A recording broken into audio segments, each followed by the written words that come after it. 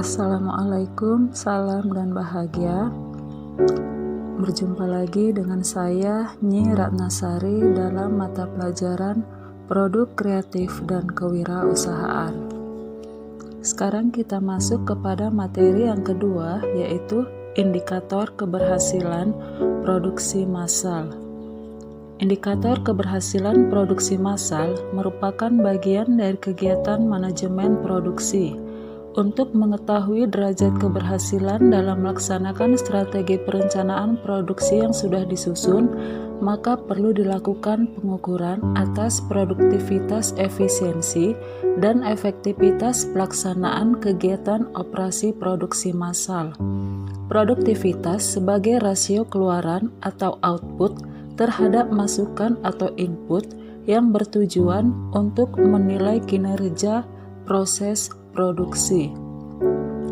Sekarang kita lihat yang pertama, yaitu pengertian keberhasilan usaha. Keberhasilan identik dengan pendapatan. Pendapatan merupakan salah satu kriteria bagi kegiatan usaha, yakni dapat digunakan untuk menilai keberhasilan usaha atau dapat dikatakan keberhasilan usaha, di mana memiliki pengertian sebagai suatu kenyataan persesuaian antara rencana dengan proses pelaksanaannya dan hasil yang dicapai. Keberhasilan usaha harus dinilai sehubungan dengan pencapaian tujuan. Yang dimaksud pencapaian tujuan yang populer adalah menghasilkan laba. Sekarang kita masuk ke yang kedua, yaitu indikator yang mempengaruhi produksi massal. Ada dua hal indikator yang mempengaruhi produksi massal. Yang pertama yaitu produktivitas dan yang kedua kapasitas produksi.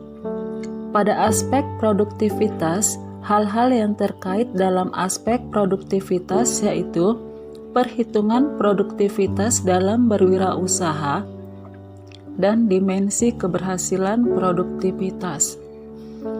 Pada perhitungan produktivitas dalam berwirausaha, produktivitas dapat diartikan perbandingan antara volume keluaran dengan volume masukan. Produktivitas merupakan dasar persaingan dan pertumbuhan ekonomi. Produktivitas adalah elemen penting dalam membuat model kapasitas produksi suatu usaha. Produktivitas yaitu dapat digunakan untuk meramalkan pertumbuhan ekonomi pada suatu wirausaha. Aspek produktivitas yang kedua yaitu dimensi keberhasilan produktivitas. Faktor utama yang menentukan produktivitas tenaga kerja yaitu sikap kerja, tingkat keterampilan, hubungan antara tenaga kerja dan pimpinan, manajemen produktivitas, efisiensi tenaga kerja, dan kewirausahaan. Pada dimensi sikap kerja ada 3 indikator, yaitu yang pertama sikap dalam melayani, sikap dalam melaksanakan pekerjaan, sikap melakukan inisiatif kerja. Pada dimensi tingkat keterampilan dioperasionalkan menjadi 3 indikator, yaitu keterampilan pencapaian tugas, keterampilan melaksanakan program, dan keterampilan mengevaluasi pencapaian program.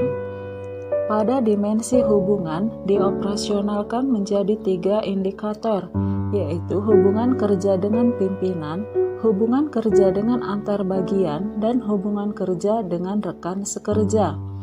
Pada dimensi manajemen produktivitas dioperasionalkan menjadi 3 indikator, yaitu koordinasi pekerjaan, komunikasi antar bagian, dan tanggung jawab pekerjaan.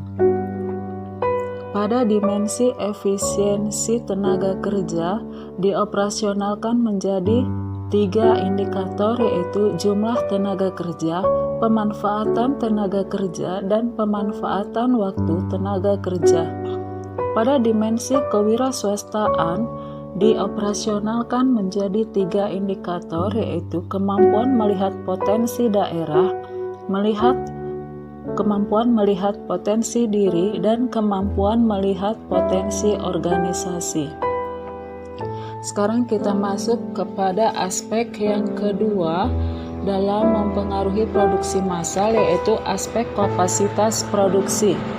Kapasitas adalah hasil produksi atau volume pemrosesan atau jumlah unit yang dapat ditangani, diterima, disimpan, atau diproduksi oleh sebuah fasilitas pada suatu periode waktu tertentu. Kapasitas menentukan persyaratan modal sehingga mempengaruhi sebagian besar dari biaya tetap. Kapasitas menentukan apakah permintaan dapat dipenuhi atau apakah fasilitas yang ada akan berlebih. Jenis-jenis kapasitas ada 3. Yang pertama, kapasitas desain, yaitu kapasitas yang bisa diperoleh oleh suatu desain produk jika desain produk tersebut dialokasikan kepada sumber daya yang cocok. Yang kedua, kapasitas efektif adalah kapasitas yang dapat diperoleh jika dihitung dari efektivitas desain dan sumber daya yang diperoleh.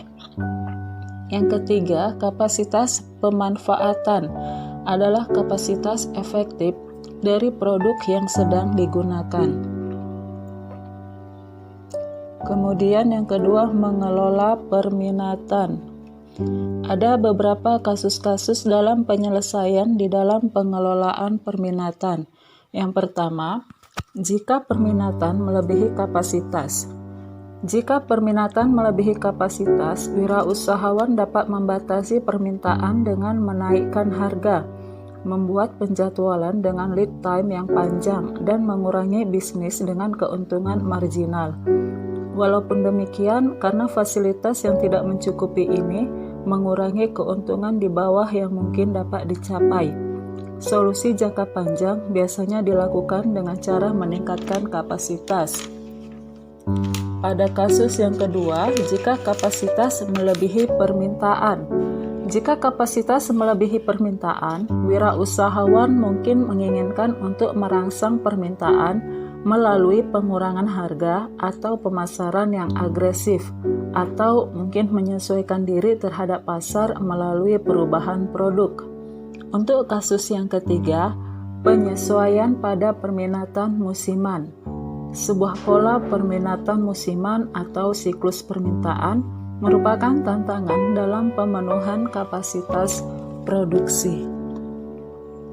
Sekarang kita lihat lagi hal yang berpengaruh keberhasilan usaha. Keberhasilan usaha dapat dipengaruhi oleh kemampuan usaha yang tercermin melalui pengetahuan, sikap, dan keterampilan dari pengusaha. Keberhasilan suatu usaha diidentikan dengan laba atau penambahan material yang dihasilkan oleh pengusaha. Tetapi pada dasarnya keberhasilan usaha tidak hanya dilihat dari hasil secara fisik, tetapi keberhasilan usaha dirasakan oleh pengusaha dapat berupa panggilan pribadi atau kepuasan batin.